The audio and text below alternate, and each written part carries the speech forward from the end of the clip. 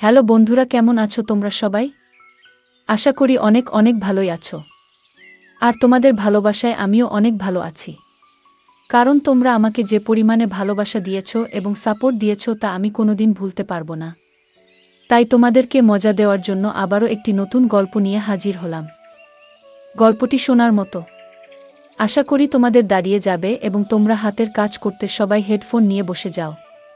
যদি আমার গল্প শুনে মজা পাও তাহলে অবশ্যই আমার চ্যানেলটি সাবস্ক্রাইব করবে। তো চলো বন্ধুরা, আমরা কথা না বাড়িয়ে আসল গল্পে চলে যাই।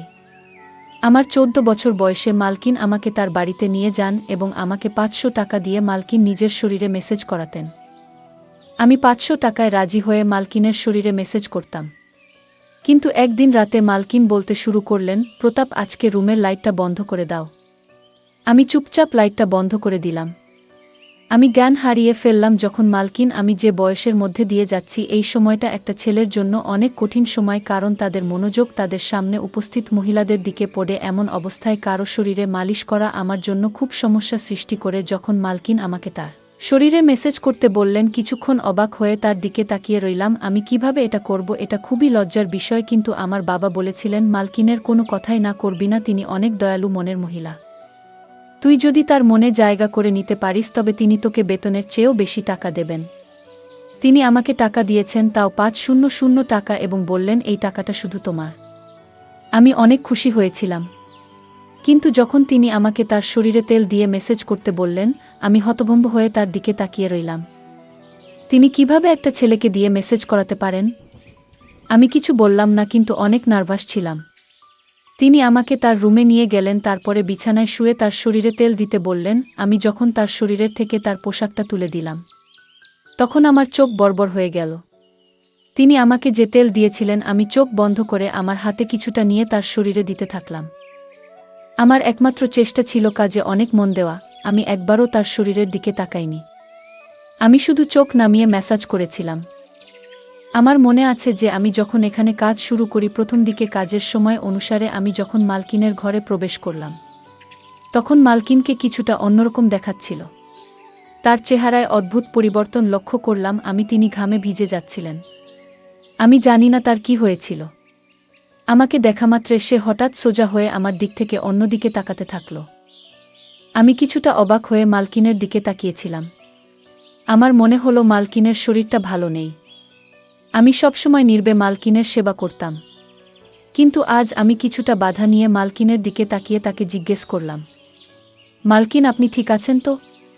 আপনাকে অন্যরকম দেখাচ্ছে মনে হয়। আমি আমার মালকিনকে মন থেকে সম্মান করতাম এবং আমি তার জন্য চিন্তিত থাকতাম, কারণ তিনি কেবল আমার মালকিনই ছিলেন না, আমার কাছে তিনি একজন অনেক ভালো অভিভাবক ছিলেন। তিনি ছোটবেলা থেকেই আমাকে সাহায্য করেছিলেন এবং তিনি আমার দুঃখী জীবনকে সুখী করে তুলতে অনেক সাহায্য করেছিলেন। আমি কষ্টে ছিলাম, কিন্তু তার দেওয়া টাকা আমার জীবন পরিবর্তন করে দেয়। আমার বাড়ির অবস্থা পরিবর্তন হয়ে যায়। আমার প্রশ্নে মালকিন নাতে মাথা নেড়ে আমাকে আশ্বস্ত করলেন যে তিনি একেবারে ঠিক আছেন। কিন্তু তার মুখে স্পষ্ট দেখা যাচ্ছিল যে তিনি কিছু লুকাচ্ছেন এবং তিনি অনেক টেনশনে আছেন। কয়েক মাস ধরে তার বাড়িতে কাজ করছি। আজকে প্রথমবার যখন তিনি আমাকে মেসেজ করতে বললেন, আমি অনেক ভয় পেয়েছিলাম। কারণ সব বাড়িতে তিনি একাই থাকতেন, না স্বামী না কোনো সন্তান। এই কথাটা শুনে আমি প্রথমে চুপ হয়ে গেলাম। কিন্তু আমি মালিশ করলাম। সারাক্ষণ আমার হাত কাঁপছিল। আমি ভেবেছিলাম মালকিন একদিনের জন্য আমাকে দিয়ে এই কাজটা করাবেন। কিন্তু এখন তিনি আমাকে দিয়ে প্রতিদিন মেসেজ করানো শুরু করলেন। আমি মালকিনের কোনো কাজে এতটা খারাপ মনে করিনি, কারণ তিনি কোনো উদ্দেশ্য নিয়ে আমাকে দিয়ে কোনো কাজ করাতেন না। কিন্তু যখন আমি একা রুমের মধ্যে তাকে তেল ম্যাসাজ করতাম তখন আমার অনেক খারাপ মনে হতো। একটা অদ্ভুত বিষয় হলো যে আমি মালকিনকে মেসেজ করা শুরু করার পর থেকে মালকিন আমার দিকে অনেক ভালোবাসার চোখে তাকাতে থাকল। আগে তিনি আমাকে 500 টাকা দিতেন, কিন্তু এখন 1000 টাকা দিতেন। তার এই ভালোবাসায় আমি বিরক্ত হয়ে গেছিলাম। কিন্তু আজও প্রতিদিনের মতো আমি তেলের বোতল হাতে নিয়ে মেসেজ করতে গেলাম। আমি 14 বছর বয়স থেকে মালকিনের শরীরে মেসেজ করে আসছি। এই কাজটি আমাকে অনেক বিভ্রান্ত করত। আমার মালকিনের উপর রাগও হতো কারণ তিনি আমাকে দিয়ে এসব কাজ করাতেন, কিন্তু আমি এসব করতে বাধ্য ছিলাম কারণ আমার টাকা চাই এবং কাজের বিনিময়ে আমার মালকিন আমাকে প্রতিদিন ৫০০ টাকা দিতেন। তাই আমি নির্বে মালকিনের জন্য এই কাজটি করতে থাকলাম। অনেক পরে আমি বুঝতে পেরেছিলাম যে মালিকিন কেন আমাকে দিয়ে এই কাজ করাতেন। আমি তেল নিয়ে আমার মালকিনের বিছানায় বসলাম। তারপরে হঠাৎ মালকিন আমাকে বলল, প্রতাপ, ঘরের আলো নিভিয়ে দাও। আমি অবাক হয়ে মালকিনের দিকে তাকালাম। আমার কেমন যেন মনে হচ্ছিল, কিন্তু মালকিনকে কিছুই বলতে পারলাম না। আমি ঘরের আলো নিভিয়ে দিলাম এবং অন্ধকারে মালকিনের বিছানার কাছে পৌঁছালাম। অন্ধকারে বুঝতে পারলাম মালিকিন বিছানায় শুয়ে আছেন। আমি মালকিনের দিকে হাত বাড়ালে মালকিন আমাকে থামিয়ে দিয়ে আমার হাত ধরে তিনি আমাকে যা বললেন তাতে আমি জ্ঞান হারিয়ে ফেললাম। আমার মনটা কেমন করতে শুরু করল। আমি আমার জায়গায় বসে রইলাম। আমার নড়াচড়া করা কঠিন হয়ে পড়ে। আমার মালকিনের কথা শুনে আমি অবাক হয়ে উঠেছিলাম। আমি বাঁকুড়ার একটি গ্রামে থাকতাম। আমার পরিবার অনেক গরিব। আমার বয়স যেহেতু ১৪ বছর, তাই আমার পক্ষে কাজ পাওয়া বা টাকা ইনকাম করা কঠিন ছিল। আমি বাধ্য হয়ে আমার বাবা মাকে কষ্ট করে সংসার চালাতে দেখেছি। তারা অনেক কষ্টে ছিল, কিন্তু আমি তাদের কোনো সাহায্য করতে পারিনি। আমি অনেক আবেগে ছিলাম, কিন্তু কোনোভাবে টাকা ইনকাম করে তাদের সাহায্য করতে পারিনি যাতে তাদের একটি ভালো জীবন দিতে পারি। লেখাপড়া করা আমার স্বপ্ন ছিল, কিন্তু আমি জানতাম যে আমাদের কাছে লেখাপড়া করার টাকা নেই। আমাদের বাড়িতে খাওয়া দাওয়া করাই অনেক কঠিন ছিল। তবে আমি জানতাম যে আমি যদি আমার শখ প্রকাশ করি, তবে আমার মা বাবা এত কষ্টের মধ্যেও নিশ্চয়ই আমাকে পড়াতেন। কিন্তু আমি এতটা স্বার্থপর ছিলাম না, তাই নিজের সবগুলোকে নিজের মধ্যে দমিয়ে রেখেছিলাম এবং এই জিনিসটি আমাকে আরও অসহায় করত। সেই দিনগুলিতেই মালকিন আমার জীবনে এসেছিলেন। মালকিন একজন বয়স্ক মহিলা এবং একা থাকতেন। তার স্বামী তাকে ছেড়ে দিয়েছিলেন এবং তার কোনো সন্তান ছিল না। তবে তার অনেক টাকা ছিল। তার অনেক জমিজমাও আমাদের গ্রামে ছিল। মালকিনের নিজের জমিতে কিছু গুরুত্বপূর্ণ কাজ ছিল। তাই আমাদের গ্রামে আসার পর তিনি আমাকে দেখে আমার দিকে তাকিয়ে জানতে চাইলেন আমি কেন স্কুলে যাই না এবং কেন আমি পড়াশোনা করি না। আমি দুঃখের সাথে তাকে আমাদের অবস্থার কথা বললাম এবং বললাম যে আমি আমার পরিস্থিতির কারণে পড়াশোনা করতে পারিনি। পড়াশোনা করলে আমাদের ঘরে খাওয়া দাওয়া বন্ধ হয়ে যাবে। আমার কথা শুনে মালিকিন চিন্তায় পড়ে গেলেন। এরপর তিনি আমাদের বাড়িতে এসে আমার বাবা মায়ের সাথে কথা বললেন এবং বললেন যে বাড়ির ছোটখাটো কাজের জন্য তার আমার বয়সী একটি ছেলে দরকার। আমার বাবা মা তখনও চিন্তায় ছিলেন যে কিভাবে তারা তাদের ছোট ছেলেকে এত কম বয়সে কাজে দিবেন এবং সম্ভবত তারা ভাবছিলেন যে আমি হয়তো তাদের ভুল বুঝব। কিন্তু আমি এগিয়ে গিয়ে তার কাজ করতে রাজি হলাম। আমার কথা শুনে মালিকিন অনেক খুশি হয়েছিলেন। তখন আমি কিছুই জানতাম না। আমি শুধু ভেবেছিলাম মালিকিন তার ইচ্ছা অনুযায়ী ছোটখাট কাজ করাবেন, আর আমি সব কাজ করতেই রাজি ছিলাম। আমি অনেক খুশি মনে রাজি হলে আমার বাবা মাও চুপ হয়ে গেলেন। মালকিন আমার বাবা মায়ের হাতে বেশ কিছু টাকা দিয়েছিলেন এবং তাদের কথা দিয়েছিলেন যে তিনি প্রতি মাসে টাকা পাঠাবেন যাতে আমাদের বাড়ির কষ্ট দূর হয়। মনে মনে আমি অনেক খুশি ছিলাম। আমার স্বপ্ন সত্যি হতে চলেছে, কারণ আমি সবসময় আমার বাবা মায়ের অবস্থা পরিবর্তন করতে চেয়েছিলাম। আমি আমার জিনিসপত্র গুছিয়ে মালকিনের সাথে শহরে চলে এলাম। মালকিনের শহরের সুন্দর বাড়ি ছিল। এত সুন্দর বাড়ি আমি জীবনে প্রথম দেখেছিলাম। মালকিন আমার থাকার জন্য একটি রুম দিয়েছেন। রুমটি খুবই ছোট, কিন্তু অনেক সুন্দরভাবে সাজানো ছিল। রুমে দামি দামি আসবাবপত্র রাখা ছিল। আমার মনে হচ্ছিল যেন ঘরটা আমার স্বপ্নের মতো তৈরি করা হয়েছে। মালকিন আমাকে ছোটখাট কাজ বুঝিয়ে দিলেন, যার মধ্যে রোজ তার গাড়ি পরিষ্কার করা, রাতে তাকে পানি দেওয়া এবং দিনে ৩ বার খাওয়ার বাসনপত্র পরিষ্কার করা ইত্যাদি। এই কাজগুলো আমার মতো গরিব একজন ছেলের পক্ষে অনেক সহজ ছিল। মালকিনের বাড়িতে বাইরে থেকে রান্না করা খাবার আসত এবং মালিকিন তার সাথে আমাকেও খেতে দিতেন। প্রথম দিনই আমাকে ভালো পোশাক দেওয়া হয়েছিল। জুতাও কিনে দিয়েছিলেন। মালকিনের দয়া এখানেই শেষ হয়নি।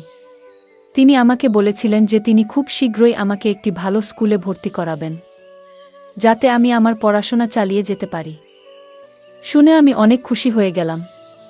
কিন্তু রাত নামার সাথে সাথে মালকিন আমাকে তার ঘরে ডেকে একটি সুগন্ধযুক্ত সিসি দিয়ে বললেন, আমার শরীরে মেসেজ করো। আমি মাথা নেড়ে তাড়াতাড়ি তেল এনে মালকিনের পায়ের কাছে গিয়ে বসলাম। আমি ভেবেছিলাম যে আমাকে মালকিনের পা মেসেজ করতে হবে এবং আমি খুশি এটি করতে রাজি ছিলাম। কিন্তু মালকিন আমাকে থামিয়ে তার শরীরের নিচের দিকে মেসেজ করতে বললেন। এটা করতে আমার লজ্জা করছিল, কিন্তু কোনো রকমে আমি মালকিনের শরীরে মেসেজ করলাম। আমি তারপর উঠে রুম থেকে চলে গেলাম। আমি ভাবলাম মালিকিন মনে হয় ক্লান্ত হয়ে পড়েছেন, আর আমাকে দিয়ে মেসেজ করাবেন না। কিন্তু আমার ধারণা ভুল ছিল। আমি অনেক চালু ছেলে ছিলাম, তাই সব কাজ তাড়াতাড়ি করে ফেলতাম। কিন্তু রাত নামলেই আবার একইভাবে মালকিন আমাকে রুমে ডেকে এক শিশি তেল দিলেন। এটা ভেবে মন খারাপ হয়ে গেল যে আজকেও আমাকে মালকিনের মেসেজ করতে হবে। পা পর্যন্ত তো ঠিক ছিল, কিন্তু মালকিন আমাকে দিয়ে যেখানে মেসেজ করাতেন সেটি আমার কাছে অস্বস্তি করছিল। আজও আমি কোনো রকমে মালকিনের মেসেজ করে তার দিকে তাকালাম। তিনি শান্তিতে ঘুমাচ্ছিলেন। আমি বুঝতে পারছিলাম না মালকিন এতে কি সুখ পান। মালকিনের কাজকর্ম আমাকে অবাক করছিল। 3 দিন পরেই মালকিন আমাকে একটি ভালো স্কুলে ভর্তি করিয়েছিলেন। আমি আমার মালকিনের জন্য পাগল ছিলাম, কিন্তু আমার মালকিনের মেসেজ করতে ভালো হতো না। মালকিন এটি তার রুটিনে পরিণত করেছিলেন, আর প্রতিদিন সে আমাকে মেসেজ করতে বলতেন। আমি তার অনুগ্রহে ছিলাম, তাই আমি না করতে পারছিলাম না। তাই কিছু না বলে আমি আমার মালকিনকে মেসেজ করতে থাকলাম।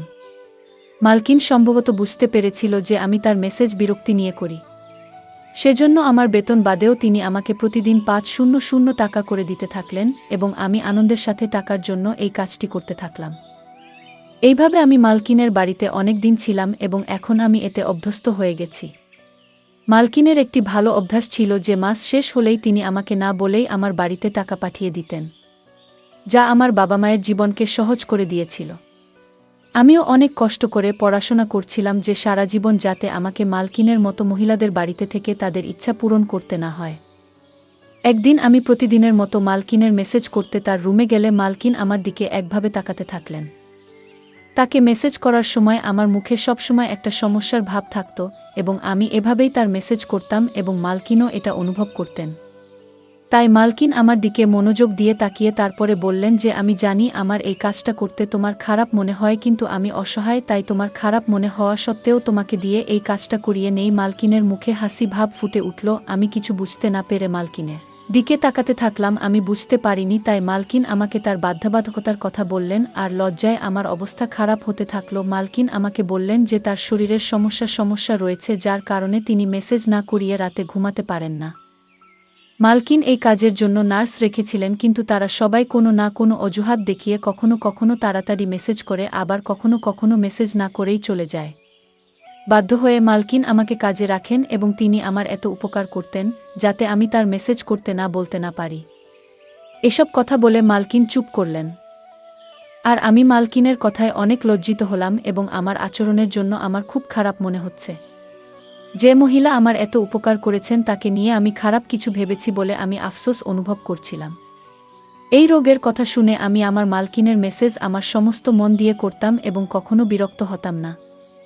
মালকিন আমাকে খুশি করতেন। আমি এখন বড় হয়ে গিয়েছি এবং মালকিন অনেক বৃদ্ধ হয়ে গিয়েছেন। একদিন আমি মালকিনকে মেসেজ করতে তার রুমে গিয়ে দেখলাম মালকিনের অবস্থা অনেক খারাপ।